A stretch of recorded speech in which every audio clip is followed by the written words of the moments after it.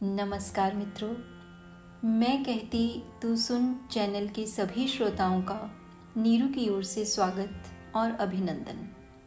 साथियों, आज हम प्रस्तुत कर रहे हैं राम नरेश त्रिपाठी की लिखी कहानी 74 बरस का जवान। आइए सुने यह प्रेरक कहानी। कहानी सोचने की चीज नहीं, समझने की चीज है। आदमियों की तरह कहानियां भी दुनिया में हर वक्त पैदा होती और मरती रहती हैं। जिन कहानियों को जन्म देने में आदमी की जिंदगी का ज्यादा हिस्सा खर्च हुआ रहता है, उनकी उम्र लंबी होती है और वे सदियों तक जिंदा रहती हैं। और जो कहानियां मामूली ढंग पर पैदा होती हैं, उनकी उम्र भी कम होती है। किसी किसी कहानी की उम्र तो घंटे 2 घंटे ही की होती है। इस कान से उस कान गई और खत्म। लेकिन कितनी ही कहानियों के पैदा होने में कई बरसों का वक्त लग जाता है। राम की कथा में 14 बरस लगे थे। हर एक स्त्री पुरुष, हर एक बच्चा, बुढ़ा और जवान हर वक्त कहानी रचता रहता है। कोई कोई तो अपनी जिंदगी में सैकड़ों कहानियां बना डालते हैं। अगर फी आदमी 10 कहानी का औसत मान लो तो 36 करोड़ की आबादी वाले हिंदुस्तान में 3 अरब 60 करोड़ कहानियां हर वक्त उसी तरह किलबिला रही हैं जिस तरह आदमी। ऐसा मालूम होता है कि आदमी कहानी ही बनाने के लिए जन्मा है। इसी से मैंने ऊपर लिखा है कि कहानी सोचने की चीज नहीं, समझने की चीज है। किसी भी आदमी के पास से कहानी ले सकते हो, अगर उस आदमी को ठीक ठीक समझ सकते हो तो।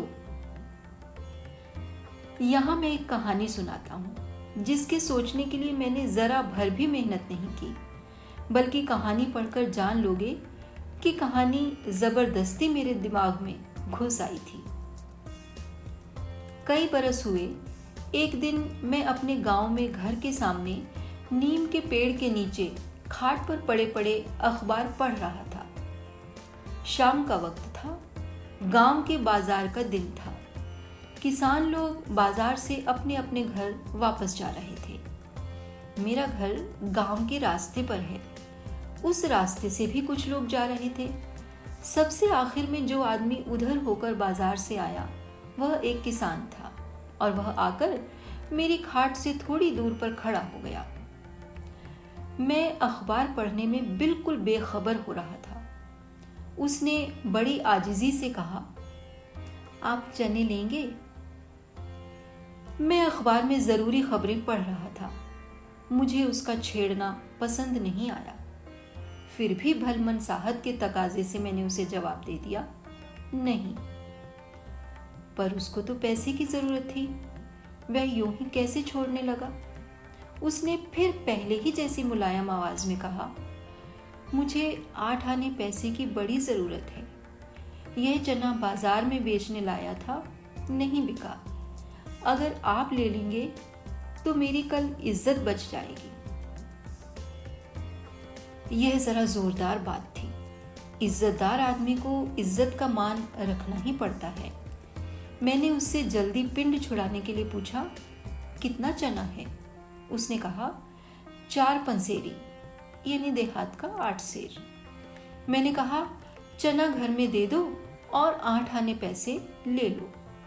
साथ ही अपनी स्त्री को पुकार कर मैंने कह दिया कि 8 आने पैसे देकर चना रख लो। किसान चने देकर और 8 आने पैसे लेकर अपनी राह लगा। तीसरे दिन पहर दिन चढ़े, मैं उसी जगह उसी खाट पर लेटे लेटे कोई पुस्तक पढ़ रहा था। वह किसान फिर आया। पास आकर उसने कहा, यह चने ले लीजिए। मैं झुंझला उठा।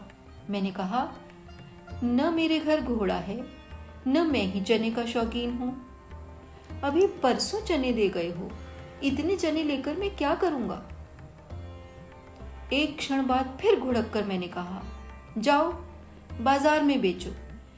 इज्जत जाने की बात सुनकर मैंने एक दिन ले लिया, अब तुमने गोया नानी का घर देख लिया, फिर आकर सिर पर सवार हो गए। मैंने देखा कि मेरे गुस्से का उस पर कुछ असर नहीं पड़ा। वह शांत भाव से खड़ा ही रहा।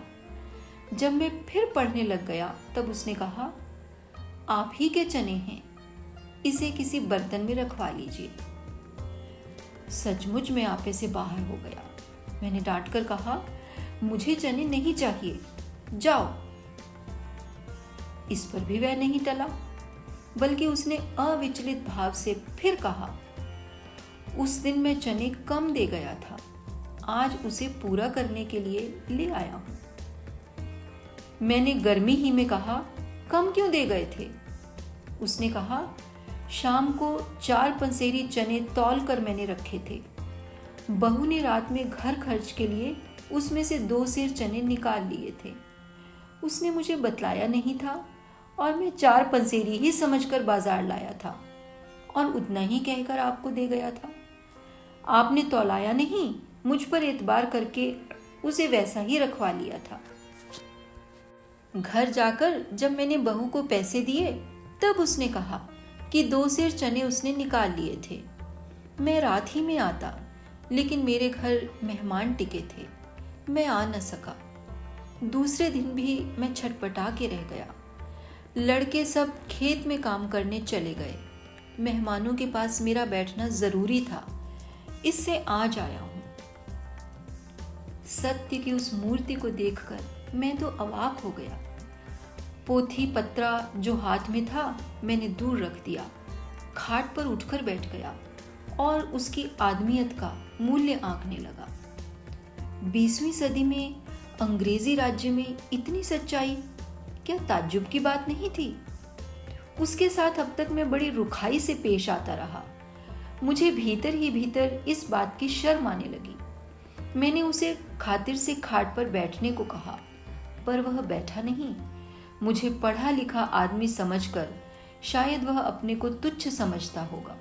मैंने देखा कि पढ़ा लिखा होने से जहां मुझे उसके और नजदीक होना चाहिए था, वहां हम दोनों के दरमियान काफी फासला हो गया था। पढ़ने लिखने की इससे बड़ी सजा और क्या होगी कि आदमी आदमी से दूर हो जाए। वह जमीन पर बैठ गया। मुझे अब उससे बातें करने में रस आने लगा। मैंने पूछा, कल बाजार का दिन है, कल आते वक्त चने लेते आते, आज क्यों आए? उसने कहा, मुझे तो एक एक क्षण पहाड़ सा लग रहा था। मैंने आपको धोखा दिया था, आपने मेरा एतबार किया था, मुझे इसकी बड़ी शर्म थी। उस दिन रात भर मैं इसी फिक्र में पड़ा रहा। मैं उसकी ओर और भी खिंचा। यह आदमी इतना सच्चा है तो लाओ इसकी रोजाना की जिंदगी का पर्दा उठाकर तो देखूं, सच्चाई ने वहां क्या क्या गुल खिलाए हैं, या खुद सच्चाई उसमें टिकी कैसे है। मैंने पूछा, तुम्हारी उम्र क्या है?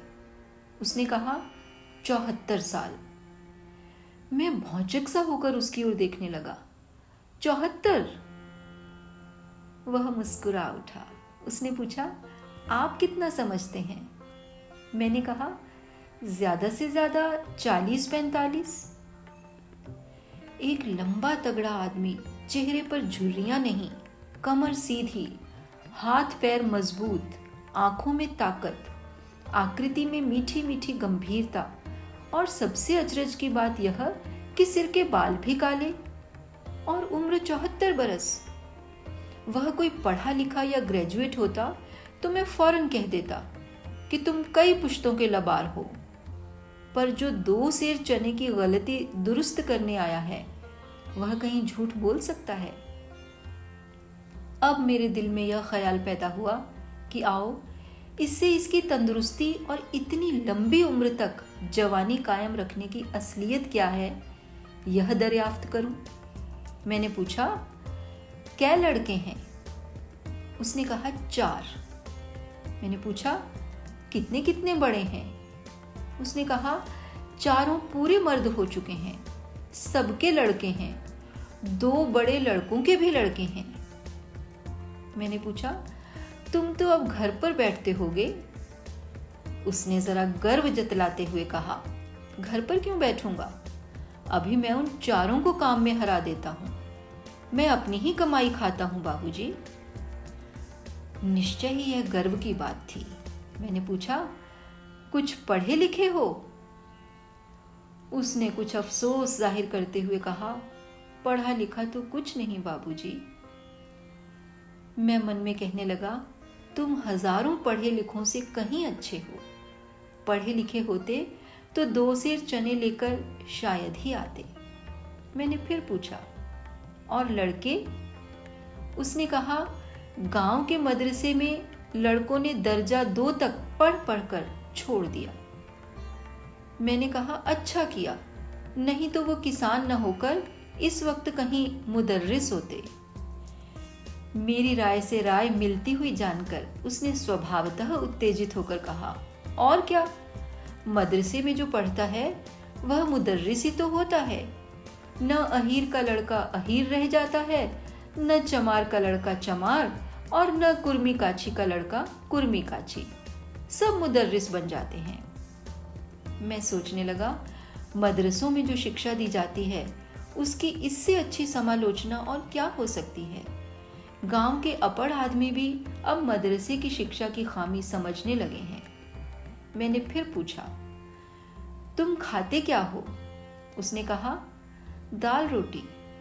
मैंने पूछा, तरकारी? उसने कहा, कभी कभी मिल गई तो। मैंने पूछा, गुड़ और खटाई? उसने कहा, साल में 2-3 बार। मैंने पूछा, 2 ही 3 बार? कब कब? उसने लापरवाही से कहा, बस वही होली दिवाली को पक्की रसोई बनती है तब कोई मीठी चीज और अचार खटाई खा लेता हूं। मैंने पूछा, रोज अचार खटाई या गुड़ खाने की आदत नहीं? गांव के लोग तो गुड़ बहुत खाते हैं। उसने कहा, लड़कपन ही से मुझे इन चीजों का शौक नहीं रहा। मैंने पूछा, घर में दूध है? उसने खुशी जाहिर करते हुए कहा, 2 गायें 2 भैंसे रखता हूं। भगवान की कृपा से घी दूध की कमी नहीं है बाबूजी। मैंने पूछा, दूध रोज पीते हो? उसने कहा, दूध लड़के पीते हैं, मैं कभी कभी तिथि त्योहार के दिन ले लेता हूँ। हाँ, मट्ठा पीने का शौक जरूर है, सो भी कभी बचा कुचा रह गया तो। मैंने पूछा, रोज क्यों नहीं पीते? उसने कहा, कोई न कोई साधु अभ्यागत आते ही रहते हैं, उन्हें पिला दिया करता हूँ। जिस दिन कोई नहीं आता उस दिन मैं भी पी लेता हूँ। मैंने पूछा, घी खाते हो? उसने कहा, घी बेच लेता हूँ, उसी से मालगुजारी अदा कर देता हूँ, थोड़ा बहुत खाया भी जाता है। मैंने पूछा, और बाहरी से खर्च क्या है? उसने कहा, घर भर का बाहरी खर्च तो बहुत सा है, पर मेरा काम तो साल भर में 2 धोती, 1 अंगोछा और 1 जोड़े चमरौधे जूते से चल जाता है। वह धोती और जूता पहने था, अंगोछे में चने बांधे हुए था, बदन पर और कोई कपड़ा नहीं था। मैंने पूछा, कुर्ता, कोट या मिर्जई नहीं पहनते? उसने कहा, ना मैं कहीं आऊं न जाऊं, मुझे इन कपड़ों की क्या जरूरत। मैंने पूछा, क्यों? आते जाते क्यों ना होंगे? पद पंचायत में तो जाते ही होंगे, अदालत में गवाही देने गए ही होंगे। उसने झट से बात उठा ली और कहा, ना ना बाबूजी, मैं दुनिया के परपंच में नहीं पड़ता। लोग पंचायत के लिए मुझे बुलाने आते हैं, मैं नहीं जाता। अब ईमान कहीं रह ही नहीं गया। अदालत तो आज तक मैंने देखी ही नहीं कैसी होती है। ताज्जुब की बात थी कि 20वीं सदी का किसान और अदालत से अपरिचित। मैंने पूछा, पुलिस और जमींदार से कैसे बचे रहते हो? उसने कहा, मालगुजारी ठीक वक्त पर दे देता हूं। जमींदार से झगड़ा होता ही नहीं, गांव के झगड़ों में पड़ता ही नहीं। पुलिस से मेरा क्या वास्ता?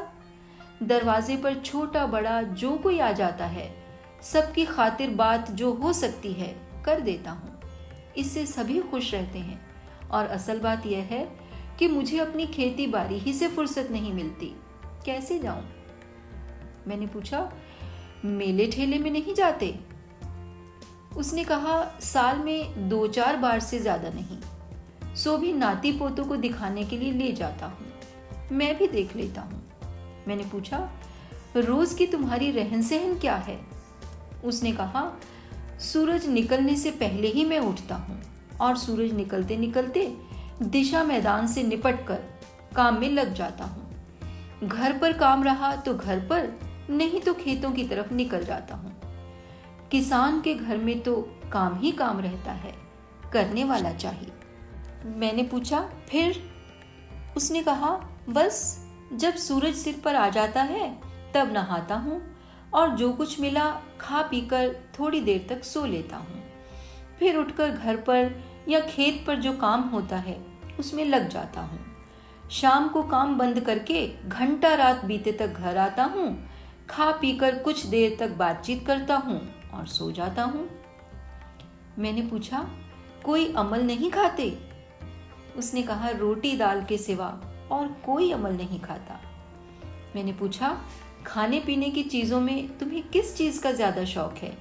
उसने मुस्कुराते हुए कहा, आम का। जिस दिन भरपेट आम मिल जाता है उस दिन रोटी नहीं खाता। कच्चे आम की खटाई दाल में पड़ती है तो वह दाल भी अच्छी लगती है, पर मैं कभी दाल में खटाई डालने के लिए घर में किसी को कहता नहीं। पड़ी पड़ाई मिल जाती है तो खुश होकर खा लेता हूँ। मैंने पूछा, कै हल की खेती होती है? उसने कहा, मेरे बाप के जमाने में 2 हल की खेती होती थी, अब 4 हल की खेती होती है। ऐसी किफायत की जिंदगी और फिर अथक मेहनत, घर की तरक्की होने में रुकावट ही क्या होती। मैंने उसके चने रखवा लिए, अपनी रुखाई के लिए उससे क्षमा मांगी और उसे प्रेम से विदा किया। उसके चले जाने के बाद मैं आदमी की जिंदगी के अनेक पहलुओं पर गौर करने में लग गया। अगर वह आदमी थोड़ा पढ़ा लिखा होता तो वह कहीं नौकर हुआ होता और न उसके घर की माली हालत अच्छी होती और न वह इतनी लंबी उम्र तक तंदुरुस्त ही बना रहता। और अगर वह किसी यूनिवर्सिटी का ग्रेजुएट होता तो वह शायद ही इतनी उम्र तक जीता रहता। वह कई बरस पहले ही अखबारों की चीज हो गया होता और अगर जीता भी रहता तो वह हरगिज ऐसा तंदुरुस्त न रहता। छल कपट के जोर से वह शायद अपनी आमदनी बढ़ा लेता, लेकिन निजी मेहनत से वह अपने बाप की छोड़ी हुई जायदाद को दूनी कर लेता या नहीं, इसमें शक है। रेल, तार, डाक और अखबारों से जो चिंताएं रोज पढ़े लिखे आदमियों को बांटी जाती हैं और उनको जो इस बात के लिए भी अपने दिमाग का कुछ हिस्सा खर्च करना पड़ता है कि टिम्बकटू के एक जंगल में एक गडरिये ने एक चीते का मुकाबला किया और उसे मार डाला, लेकिन चीते ने भी उसे घायल किया और वह अस्पताल में पड़ा है। या भोगांव में एक बकरी के 2 मूंड वाला बच्चा पैदा हुआ, इत्यादि। वह बला इस किसान के दिमाग में किसी तरह नहीं पहुंच सकती। इससे उसकी चिंता भी इसे नहीं है। साथ ही इसके निजी खर्च इतने कम हैं कि थोड़ी कमाई से भी यह अपना गुजारा कर सकता है। न इसे दर्जनों कुर्ते कमीज की जरूरत, न 3-4 जोड़े बूटों की आवश्यकता, न टाई और कॉलर का झंझट, न तेल साबुन और कंघी और शीशे की कबाहत और न चाय और बिस्कुट का चस्का। इससे तो यही नतीजा निकलता है कि आजकल के ग्रेजुएट से गांव का अपढ़ किसान ज्यादा सुखी है। अब यह नतीजा भी निकाला जा सकता है कि शिक्षा के तरीके में खराबी है, जिससे शिक्षा पाया हुआ आदमी अपनी और दुनिया भर के चिंताओं के बोझ से अपनी उम्र कम कर लेता है और चिंताओं की संभाल में अपनी आमदनी का ज्यादा हिस्सा खर्च करके हमेशा पैसे का मोहताज बना रहता है। वह तंदुरुस्ती की फिक्र में परेशान रहता है और अपने को सभ्य समझकर सब झंझटों का बोझ उठाए फिरता है। पर मनुष्य की सच्ची सभ्यता क्या इस किसान की उस सच्चाई में नहीं है जो इसने चने लाकर प्रकट की है? धन्यवाद। हमें विश्वास है कि आपको यह कहानी अवश्य ही पसंद आई होगी। तो वीडियो को लाइक करें, शेयर करें अवश्य कमेंट करें और हमारे चैनल को सब्सक्राइब करना भी न भूलें, ताकि हम ऐसी ही और कहानियाँ निरंतर आप तक पहुँचाते रहें। नमस्कार।